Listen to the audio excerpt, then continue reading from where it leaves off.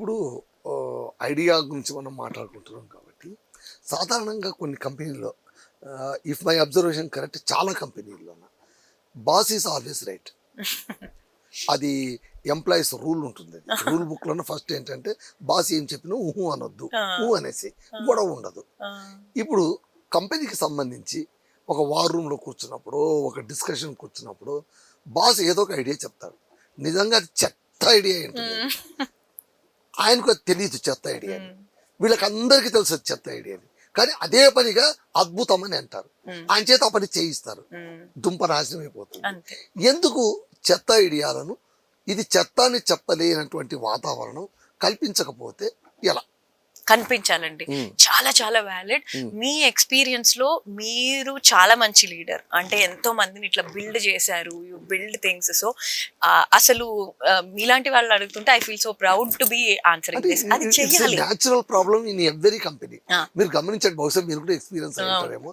Boss చెప్పిన idea అది చెత్త ఐడియా అని కూడా భలే అద్భుతంగా చెప్పారు సార్. అది ఆ అద్భుతం అని మనమే ఆ బాస్ ని రైట్ అని బ్రాండ్ చేసి పెంచి పోషించాం. అదే తప్పు. ఇప్పుడు నేను ఈ వర్క్ ప్లేస్ అన్ఫిల్టర్డ్ అంటుంది కూడా ఎందుకు అంటే ఆ కల్చర్ మారాలి.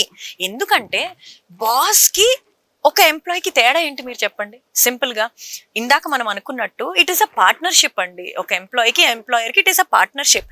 ఈ పార్ట్నర్షిప్ లో ఈయన స్టేక్ పెట్టాడు అంతే, వీళ్ళు ఎనర్జీ పెడుతున్నారు, ఎఫిషియన్సీ పెడుతున్నారు. Equal partnership. అది రూపాలు వేరంతే. ఒకళ్ళకి పూలిస్తే ఒకళ్ళకి పళ్ళు ఇచ్చినట్టు అంతే. ఎక్కడైతే ఏ కంపెనీలో అయితే ఇలాంటి కల్చర్ సార్ ఇది వర్కౌట్ అవ్వదు, ఎప్పుడైతే అంత ట్రాన్స్పరెన్సీ ఉంటుందో ఇది వర్కౌట్ అవ్వదు, ఇది వర్కౌట్ అయినా ఇలా ఉంటుంది అని ఒక ఎంప్లాయీ చెప్పగలుగుతాడో అదే ఆ కంపెనీ కల్చర్ గురించి మనకి ఈజీగా చెప్పేస్తుందండి. అంటే ఆ బాస్ వినగలుగుతున్నారు అంటే ఆయనకి ఈగో లేదు, ఆయన కేవలం ప్రాసెస్ మీద ప్రోగ్రెస్ మీద దృష్టి పెడితేనే ఒక బాస్ అది వినగలుగుతారు. అది చాలా బాగుందన్నప్పుడు కూడా మేబీ ప్రతి సిచ్యువేషన్ లో మనం ఇన్సల్ట్ ఎంచుకోక్కర్లేదు, స్టబ్బర్న్ గా ఉండడం ఎంచుకోక్కర్లేదు, కానీ కన్వే చేసే విధానంలో కన్వే చేయడం మాత్రం చాలా ఇంపార్టెంట్. ఏమనంటే ఇది బాగుందేమో కానీ ఇది కూడా వినండి ఇంకా బాగుంది, లేదా మేమందరం అనుకున్న దాని ప్రకారం ఇది వర్కౌట్ అవ్వదు అని చెప్తే మహా అయితే కోప్పడతారండి 2 రోజుల తర్వాత. కానీ నేనంటాను అసలు మీ ఐడియాకి మీ ఒపీనియన్ కి వాల్యూ లేని చోట ఒక వ్యక్తి ఏం చేస్తున్నట్టు? మరి ఇలాంటప్పుడు మనకు వాల్యూనే ఇవ్వరు అన్నప్పుడు ఆ ఉద్యోగం అక్కడ ఉండాల్సిన అవసరం లేదండి. ఎందుకు అంటే సింపుల్, ఒక వ్యక్తికి వాల్యూ వస్తుందా, ఆ వాల్యూ మనం ఎంచుకునే దాన్ని బట్టి ఉంటుంది. కొందరికి నా జీతం నా వాల్యూ అనుకుంటారు, కొందరు ఏమనుకుంటారు నాకు రెస్పెక్ట్ ఇవ్వడం వాల్యూ అనుకుంటారు, కొందరు నా వర్క్ కి ఐడెంటిటీ రావటం ఒక వాల్యూ అనుకుంటారు. అది ప్రతి వ్యక్తికి డిఫరెంట్ గా ఉంటుంది. ఇప్పుడు ఏ వ్యక్తి అయితే అది ఫేస్ చేస్తున్నాడో అతనికి ఆ వాల్యూ స్టేట్మెంట్ లో ఆ కంపెనీ ఫిట్ అవ్వకపోతే అక్కడ ఉండటం అనవసరం. ఇవాళ వచ్చిన ఇన్నర్ వాయిస్ రేపు వస్తుంది, ఎల్లుండి వస్తుంది, అవతల ఎల్లుండి వస్తుంది, బట్ ఖచ్చితంగా అది మాత్రం అసలు ఆ వాల్యూ స్టేట్మెంట్ లో ఫిట్ అవ్వదు. ఇంకా ఇప్పుడు జనరల్ క్వశ్చన్, బాస్ గురించి కింది ఎంప్లాయీస్ సాధారణంగా తిట్టుకుంటుంటారు. వాళ్ళ కమ్యూనిటీలో ఖచ్చితంగా గ్యాసిప్స్ వస్తాయి. ఆ గ్యాసిప్స్ మోసేవాడు కూడా కమ్యూనిటీలో ఉంటారు. అలా బాసులు పప్పెట్ల కింద తయారు చేసుకుంటారు. అంటే ఈ బాసులు అంటే ఇప్పుడు కన్స్ట్రక్టివ్గా ఫర్ ఎగ్జాంపుల్ కంపెనీని కూల్చేసేటువంటి కుట్రలు అక్కడ జరుగుతుంటే చెప్పడంలో ఒక అర్థం ఉంది. అంతే. హయ్యర్ బాసుని మళ్ళీ వాళ్ళకు ఫ్రస్ట్రేషన్ ఎక్కడో చోట తీర్చుకోవాలి కాబట్టి అక్కడ వాళ్ళు తీర్చుకుంటుంటారు. అలా తీర్చుకున్న మాటల్ని తీసుకొని వచ్చి ఈ బాసుకి చెప్పినప్పుడు అతన్ని అందలం ఎక్కిచ్చేసి అలా అన్న పాపాను వాళ్ళందరినీ తొక్కివేస్తే హీఈస్ ఏ గుడ్ బాసా లేకుంటే బ్యాడ్ బాసా? చాలా చాలా ఇంకా మాట వాడకూడదు కానండి, చాలా పనికిరాని బాస్. ఇంకా నేను చాలా పాలిష్డ్ గా చెప్పాను కానీ పనికిరాని బాస్. బట్ అన్ఫార్చునేట్లీ ఒక థియరీ కూడా చెప్పిందండి, ఏమనంటే 75% bosses are these days not leaders anymore. Leader అనేవాడు ఎంపవర్ చేస్తాడు. మీరు నిజంగా లీడర్స్ కనుక చూస్తే అసలు బాస్ అవ్వడు. అసలు ఫస్ట్ ఆఫ్ ఆల్ బాస్ మీద గాసిప్ రాదు. అర్థమైందా మీకు? ఎప్పుడైతే బాస్ తన క్యాబిన్ లో కూర్చుని అద్దాల క్యాబిన్ లోంచి అందరినీ చూసుకుంటా, సీసీటీవీలు చూసుకుంటా, గమనించుకుంటా, వెనకాల నుంచి లేకపోతే ఇలాంటి పప్పెట్లను తయారు చేసుకుంటా ఏం జరుగుతుంది చెప్పు నాకు అని తెలుసుకుంటా ఉంటాడో ఆయన బాస్ అవుతాడు. నిజంగా లీడర్ అనే వాళ్ళు చక్కగా వెళ్ళి లంచ్ లో వాళ్ళతో ఒక వర్డ్ షేర్ చేసుకోండి, ఏం తప్పేంటి.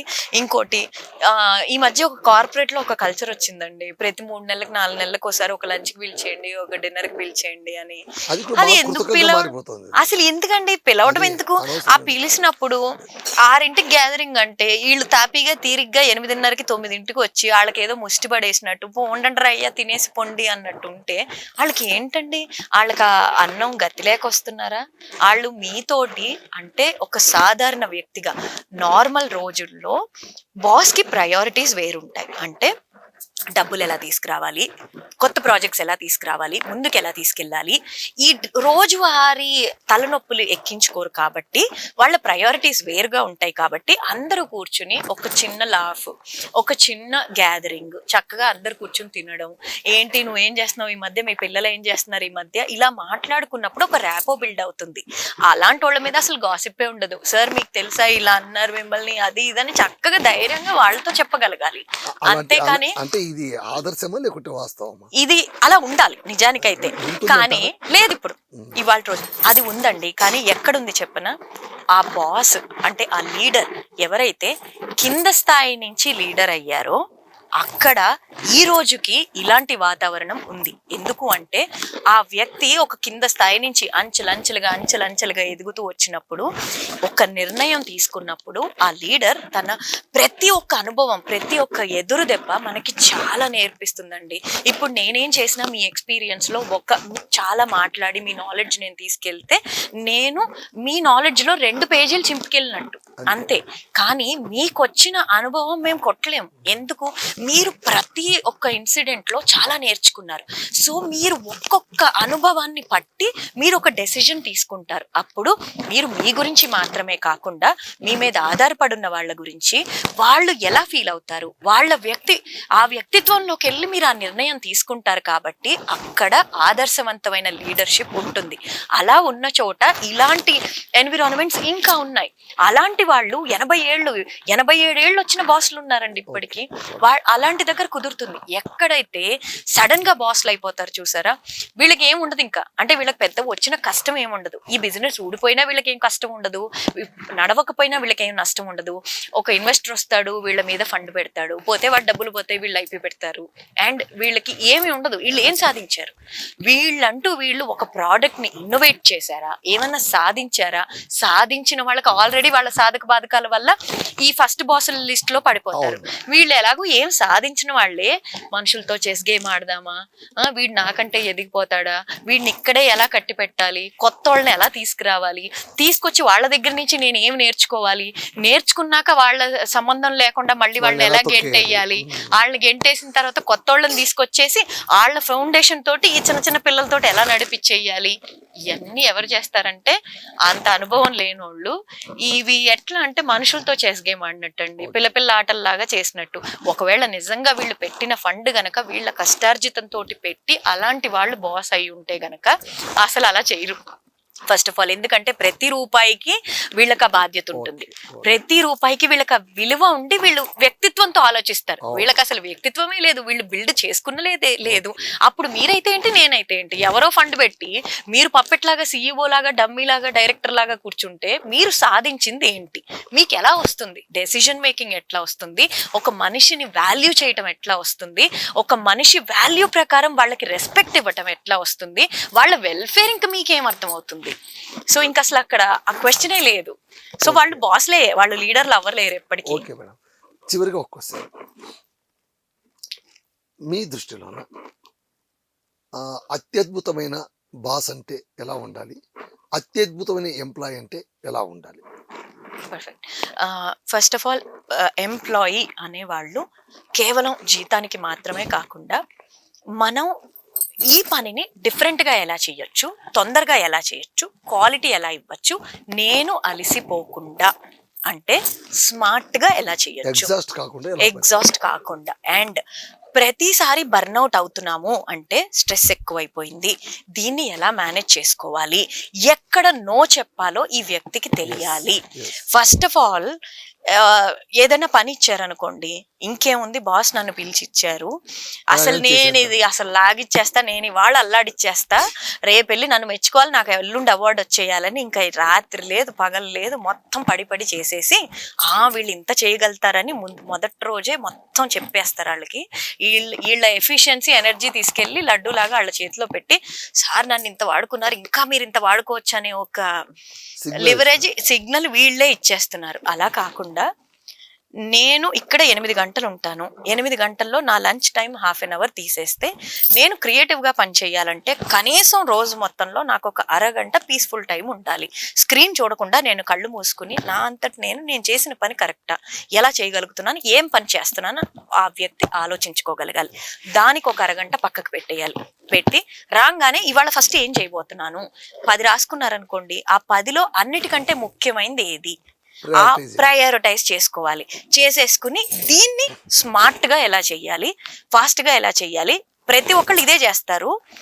నేను రోజాగా నా సిగ్నేచర్ దాంట్లో ఎట్లా పెట్టాలి, నేను డిఫరెన్స్ ఎలా క్రియేట్ చేయాలి, నా వల్ల కంపెనీకి ఉపయోగం ఏంటి, రేపొద్దున ఇంకొక వ్యక్తి వస్తే రోజాని రిప్లేస్ చేయకుండా నా సిగ్నేచర్ నేను అందులో ఎలా పెడతాను అనే ఒక ఐడెంటిటీ తోటి వాళ్ళకంటూ వాళ్ళొక గుర్తింపు క్రియేట్ చేసుకునే విధంగా ఆ టైంలోనే వర్క్ చేయొచ్చు. కానీ 100% ట్రస్ట్ ఇవ్వాలి, లాయల్టీ ఇవ్వాలి, కమిట్మెంట్ ఇవ్వాలి. ఆ ఉన్న టైంలోనే ఎక్కువ చేసి రేపొద్దున నేను చేశానని బాధపడితే కంపెనీలు సింపుల్గా నువ్వు చేసిన దానికి నువ్వు క్లెయిమ్ చేసుకోలేవు అంటారండి. చెయ్యడం ఆ వ్యక్తి తప్పు. అలా చేసినంతసేపు చేయించుకుంటారు వాళ్ళు. ఎందుకంటే అవతల వ్యక్తికి ఇప్పుడు మీరు ఫౌండేషన్ వేసారండి, ఫౌండేషన్ ఎప్పుడు గ్రౌండ్ కింద ఉంటుంది, కనిపించదు. ఆ ఫౌండేషన్ లేకపోతే మెల్లమెల్లగా అది కూలిపోయినప్పుడు ఆ ఫౌండేషన్ వాల్యూ తెలుస్తుంది. ఒక మాట అంటారనమాట, ట్రస్ట్ కి లాయల్టీకి వాల్యూ బిట్రేయల్ జరిగినప్పుడు తెలుస్తుంది, అప్పుడు వరకు తెలియదు ఇంకా. సో ఒక వ్యక్తి ఈ 3 ఇస్తూ అంతకు మించి ఎక్కువ చేయకుండా ఏదైనా పని కరెక్ట్ గా ఎప్పుడైనా మీరు వెళ్ళిపోయేటప్పుడు వచ్చిందా, చాలా ఎమర్జెన్సీయా, నేను ఇంటికి వెళ్ళి చేస్తా కావాలంటే, లేదా రేపు రాగానే చేస్తాను, ఇంతే. మీకు ఎక్కడ నో చెప్పాలి. మీరు ఆది నిష్ఠూరం మేలండి, అంత్య నిష్ఠూరం కంటే. ఫస్ట్ చెప్పేసి ఒక లైన్ గీసి ఇంతవరకే నేను తీసుకోగలుగుతాను, ఇంతకు మించి నా పరిధిలోకి రాదు. ఎందుకంటే ఒక ఎంప్లాయీ గుర్తుంచుకోవాల్సింది ఏంటంటే ఖచ్చితంగా మీరు రిప్లేస్ అయిపోతారు కంపెనీకి, మీ ఫ్యామిలీకి మీరు రిప్లేస్ అవ్వరు. ప్రతి వ్యక్తికి 3 8 ఉండాలండి. 8 గంటలే పని చేయాలి, 8 గంటలు మీతో మీరు గడపాలి. అది రెస్ట్ రూపంలో, నిద్ర అనుకోండి, మీ మెడిటేషన్ అనుకోండి, వాట్ ఎవర్, మీ హెల్త్ ని మీరు పట్టించుకోవాలి 8 గంటలు. మిగతా 8 గంటలు మీ ఫ్యామిలీకి ఇవ్వాల్సిందే. ఎందుకంటే ఈ 3 మీద మీకు ఈక్వల్ బాధ్యత ఉంది. మీ ఫ్యామిలీని పట్టించుకోవాలి. అది మీరు పొద్దున్న 4 గంటలు, ఈవినింగ్ 4 గంటలు, అది ఏ రూపమైనా కావచ్చు. మీరు టిఫిన్ తింటూనో ఏదో, మీ కోర్ ఫౌండేషన్ మరి మీ ఫ్యామిలీలో ఉంది కదా. మీరు ఇది పట్టించుకోకుండా ఎంప్లాయర్ కోసమే మొత్తం పట్టించుకుంటే ఎప్పుడప్పుడు ఈ సిస్టమ్ కొలాప్స్ అయిపోద్ది, మొత్తం పోద్ది. అదేదో అంటారు చూడండి, ఉన్నది పోద్ది ఉంచుకున్నది పోద్ది అని, ఆ టైప్ లో మొత్తం పోద్ది. సో ఎంప్లాయ్ అనేవాళ్ళు వాళ్ళ లైన్స్ వాళ్ళు గమనించుకుని, ఎంప్లాయర్ ఎంత చనువుగా ఉన్నా కూడా వీళ్ళు వాళ్ళ లైన్ వాళ్ళు దాటకుండా క్లియర్ గా ఏది కావాలో చెప్పినప్పుడు బాస్కే ఒక రోజు అర్థమైపోద్ది. లేదు ఇచ్చినప్పుడు ఇస్తారు, ఇంత మించి ఇవ్వరు వీళ్ళు, అయిపోయింది అక్కడికి. లాయల్టీ ఇంటిగ్రిటీ తోటి చేస్తున్న పనినే కరెక్ట్ గా కమిటెడ్ గా ఇచ్చేస్తే చాలు. ఇక పాలిటిక్స్ వీళ్ళ చుట్టూ చాలా ఉంటాయి, ఖచ్చితంగా తొక్కారా మీకు చాలా మంచి జరిగింది. That is not the right place for you. Work place ని అన్ఫిల్టర్ చేయండి, వాకౌట్ చేయండి, మీ వర్త్ ఏంటో తెలుసుకోండి, rise above and beyond. And మీకు ఎక్కడ ఈ మొక్కకి సరైన మట్టి ఎక్కడుందో వెతుక్కుని అక్కడ అయినా గుర్తించట్లేదా, మీకున్న క్రియేటివిటీతో మీ ఐడియాతో సెల్ఫ్ ఎంప్లాయిడ్ అవ్వడానికి ఇవాళ రోజు చాలా ఉన్నాయి.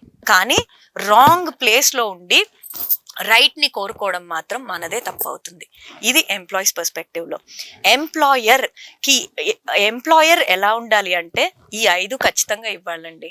వచ్చే వ్యక్తి నాతో పాటు ఈక్వల్. నేను ఎవరినన్నా ఇప్పుడు నేను తిట్టానంటే వాడు వెనక్కి నన్ను తిడితే నేను తీసుకోగలుగుతానా? తీసుకోలేను కదా, అప్పుడు నేను తిట్టలేను. సింపుల్.